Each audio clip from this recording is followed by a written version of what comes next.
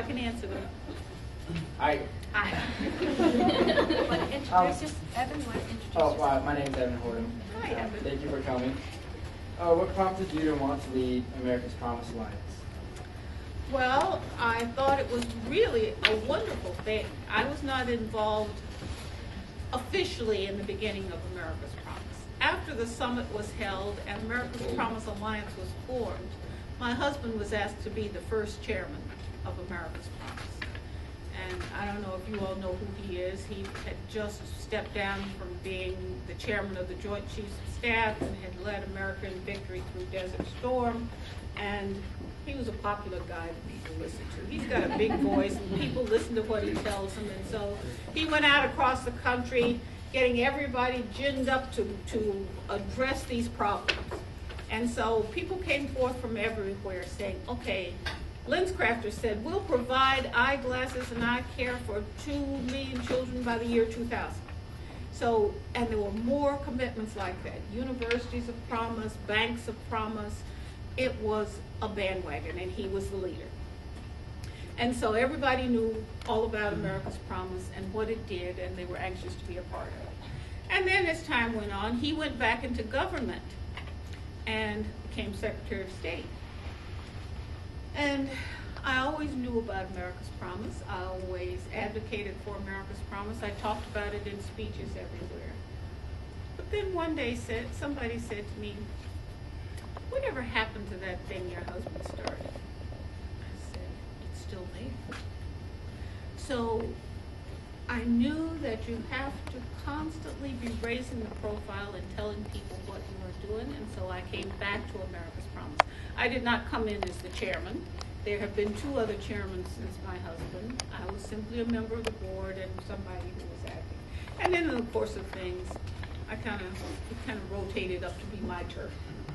So now I am chair of America's Promise, and I get such pleasure out of going out and talking to all of you and talking to people and getting them excited about doing things. Another question?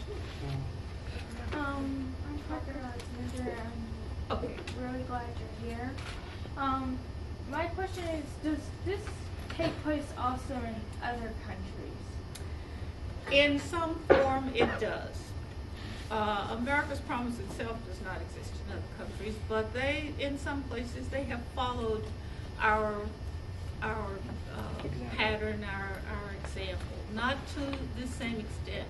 You have to understand that out of all the countries in the world, America is the only one that emphasizes and people are active in volunteering in a joint effort to make things work.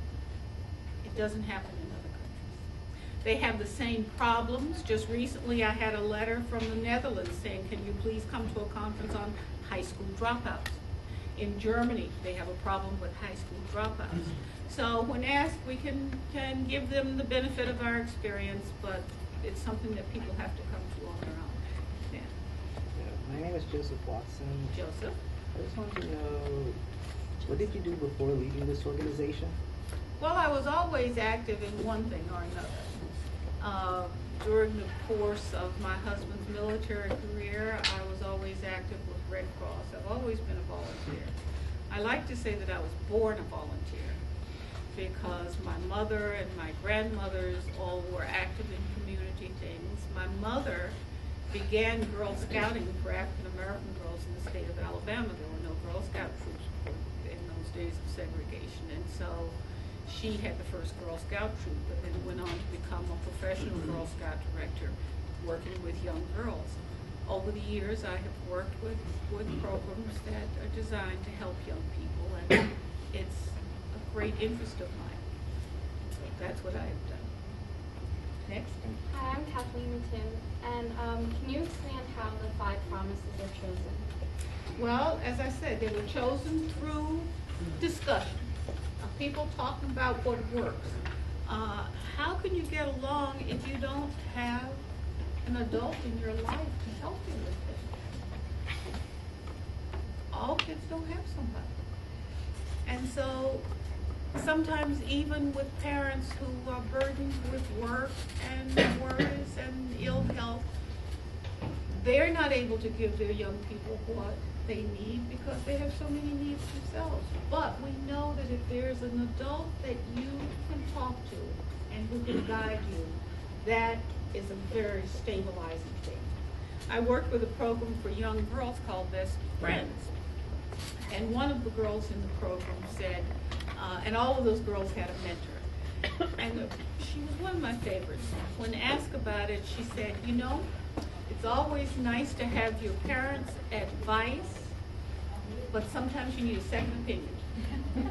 And so, you know that you need somebody to depend on. You think about it. You probably have somebody that you can talk to who will understand you outside of your parents. We all know that everybody has to be healthy. That's a no-brainer. Kids come to school hungry, they can't learn. So it was in discussions like that that the 5 promises were developed. Another question? Which of the 5 promises do you think is most important?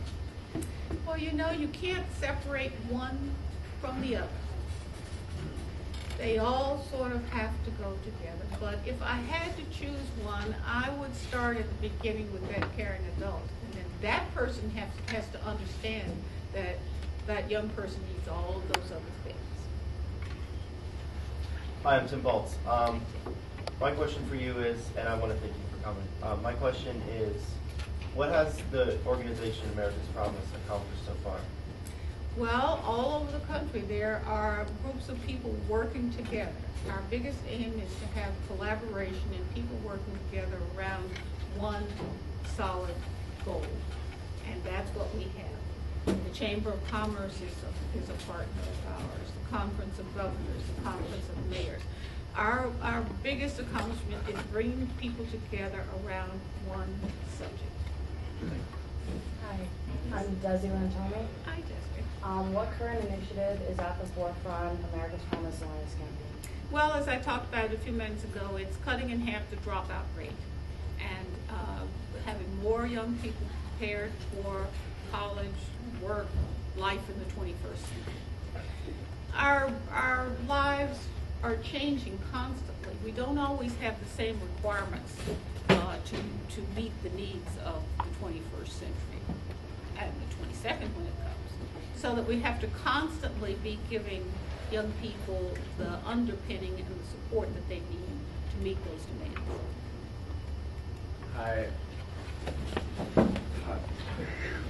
Hi, I'm Chris Foley, and my question for you is, what are some of the challenges you face as chair of America's Promise Alliance?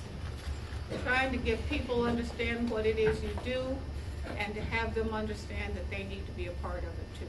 It is not a singular effort, it is one that belongs to all of us. Another question? I have a question. I'm Connor Murray. I was wondering, how far along are you in getting the dropout rate cut? Not very far. We're working on it every day. There are some cities since we've started who have reported an increase in the number of high school graduates. It will be a very slow process, but we are beginning to see some progress, but we can't claim any success yet. We're working on it. That's what The you thing gotta is do. that we don't ever stop working on it. Anything else?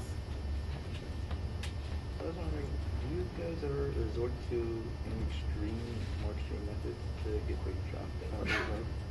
No, it's not our place to do the extreme methods. That's up to the school systems to do the extreme things, and we are seeing lots of extreme things being done right now. We'll see what the outcome of them is. Thank you so much.